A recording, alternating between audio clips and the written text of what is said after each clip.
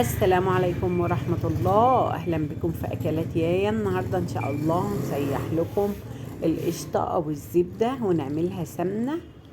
احنا كده معانا 3 كيلو قشطة بيضة أو صفرة، الموجود عندكم متاح. هتبتدي تطلعها من التلاجة وهي جامدة وحلوة كده عشان ما تلزقش في الكيس. هتبتدي تحطيها على نار هادية جدا جدا، يعني هي هتاخد وقت بس مش مشكلة عشان ما تتلسعش منك وتتحرق ويبقى شكلها وحش، والمرتة بتاعتها تبقى صفرة وجميلة كده، وتاكليها كده تحطيها على الفول ما شاء الله بيبقى طعمها جميل جدا. هي تبدأ تفصل معانا اهيت، طبعا بتوطي عليها وراح جاية تقلبي، لان لازم تتقلب على طول علشان ما تتلسعش من تحت، لان بتتلسع على طول.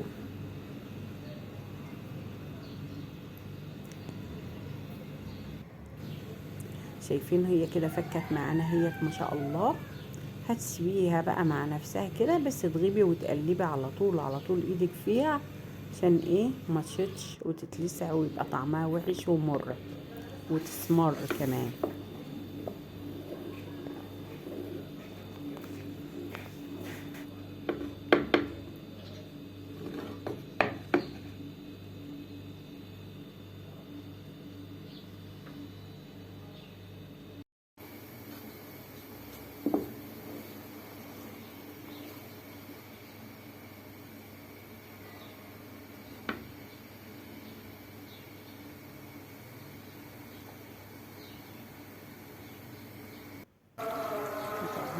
تقلبي تقلبي كده، شايفين الطول؟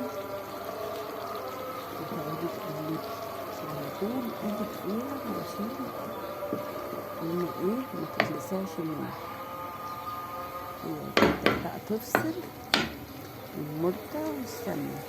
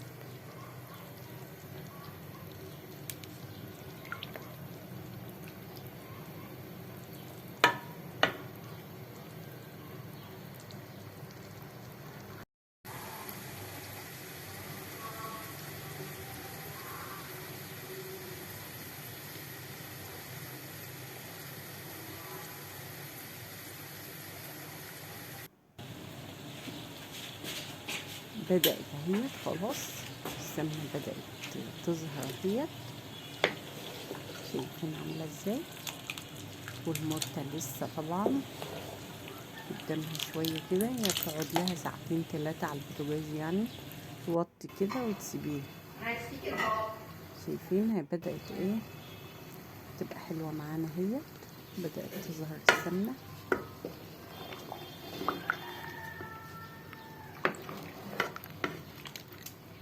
خلاص هي كده كده بقت معانا تمام.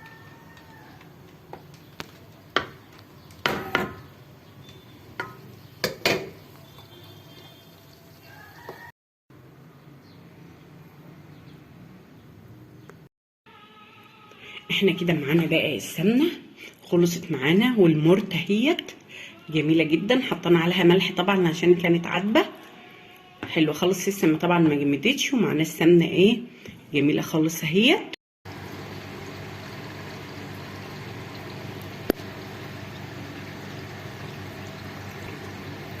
طبعا ده وش اللبن، احنا طبعا بنشتاله من على اللبن وبتحطيه في التلاجة لغاية ما تعملي شوية حلوين، وبعدين نسيحهم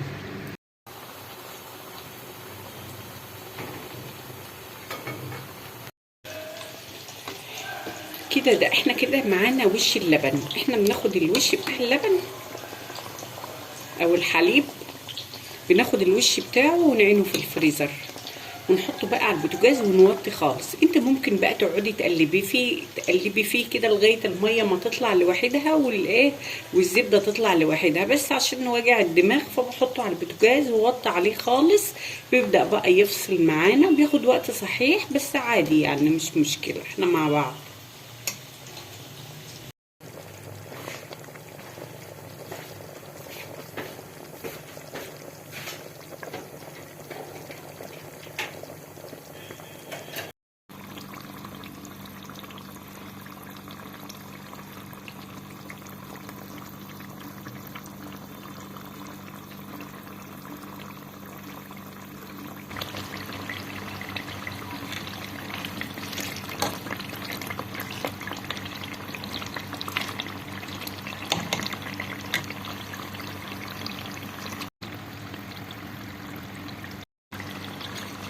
هتبتدي بقى تقلبيها على طول كده علشان ايه ما تشطش من تحت.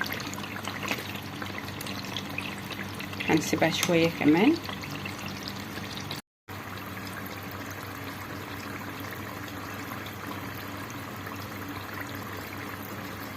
لسه كده ما ادتلناش الايه اللي احنا عايزينه.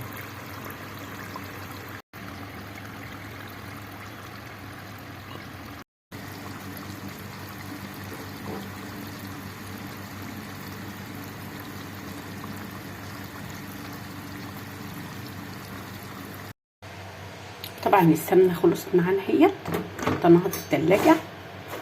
طبعا ايه مرمله ما شاء الله وجميله جدا وبيضه ان شاء الله كده. ايه شايفين عامله ازاي ما شاء الله جميله جدا. ووفرنا من وش اللبن كيلو سمنه. والاشتراك في القناه تشجيعا لنا لنستمر بنشر المزيد ان شاء الله.